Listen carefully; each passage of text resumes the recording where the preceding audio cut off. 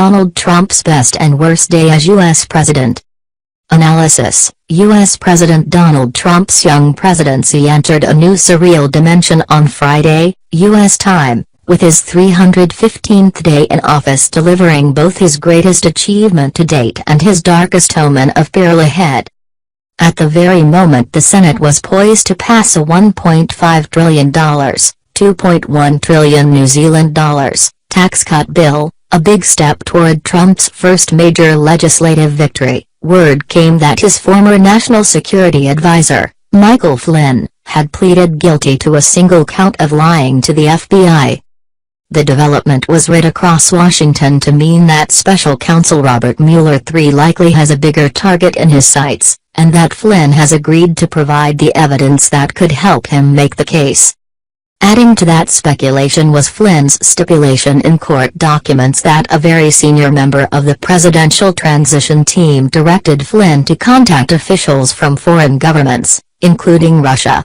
According to court records and people familiar with the contacts, that was a reference to Jared Kushner, the president's son-in-law and close advisor. Like a Greek chorus appearing from the wings came a tweet by James Comey, the FBI director fired last February after Trump allegedly asked Comey to let his former national security advisor off the hook. But justice rolled down like waters and righteousness like a never-flowing stream, Comey wrote, citing words of the Old Testament prophet Amos that the Reverend Martin Luther King Jr. once spoke from the steps of the Lincoln Memorial. Within Trump's orbit, there was concern Friday about how the president will react to Flynn's plea agreement, with what one advisor worried there would be a full freakout. Instead, Republicans hope Trump will concentrate on a badly needed victory on taxes, and help them turn it into momentum as they head into next year's midterm elections. The enactment of a comprehensive overhaul, complete with a lower corporate tax rate, will ignite our economy with levels of growth not seen in generations, the president tweeted as the bill moved toward Senate passage, after which it must be reconciled with a measure already approved by the House. Their progress on the tax legislation comes after they failed to deliver on a signature promise to repeal and replace the Affordable Care Act, although the tax bill goes partway with a provision that eliminates the law's requirement that individuals buy health insurance. The repeal would leave an estimated 13 million more people uninsured. Things at the White House on Friday were tightly buttoned up. Officials abruptly cancelled a photo session with Libyan Prime Minister Fayez Sarraj that might have provided reporters an opportunity to ask Trump questions about the Flynn news. Long-established rituals of the holiday season proceeded, however, among them an annual reception for the news media that the president regularly pummels. Trump's uncharacteristically perfunctory remarks were declared off the record.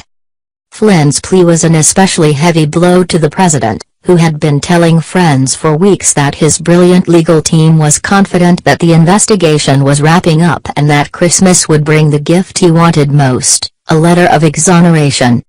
He wasn't worried about it, said one person who heard from Trump during a Thanksgiving weekend spent at his beloved Mar-a-Lago estate in Florida. Another associate, however, discerned that anxiety was still tickling somewhere in the back of Trump's mind, when the president made a speech at a Coast Guard station Thanksgiving morning. The hint was a seeming non sequitur to a point he was making about military equipment sales overseas. You never know about an ally. An ally can turn. You're going to find that out. And as Air Force One was preparing to bring Trump back to Washington on Sunday, he tweeted, "Since the first day I took office, all you hear is the phony Democrat excuse for losing the election, Russia, Russia, Russia. Despite this I have the economy booming and have possibly done more than any 10-month president. Make America great again." Over and over again in his career, Trump has dealt with bad developments by proclaiming something else to be true. He has insisted that those around him do the same, or at a minimum, put a hygienic distance between the president and reality. On Friday, Trump lawyer Ty Cobb described Flynn as a former national security advisor at the White House for 25 days during the Trump administration, and a former Obama administration official. However, Flynn had been a fixture on Trump's 2016 campaign from its earliest days, and was given a prominent speaking role at the GOP convention in Detroit, where he led the crowd in chants of "Lock her up" against Trump's Democratic opponent, Hillary Clinton. "If I did a tenth of what she did, I would be in jail today," Flynn said of Clinton, in a declaration now heavy with irony. Before the inauguration, Obama reportedly warned his successor not to hire Flynn, who in 2014 had been ousted as head of the Defense Intelligence Agency after a stormy tenure. Flynn lasted less than a month as National Security Advisor, resigning in February after revelations that he had had potentially illegal contact with Russian Ambassador Sergei Kislyak. But Trump continued to defend him, saying at a news conference the day after Flynn's departure, "General Flynn is a wonderful man. I think he's been treated very, very unfairly by the media, as I call it, the fake media, in many cases. And I think it's really a sad thing that he was treated so badly."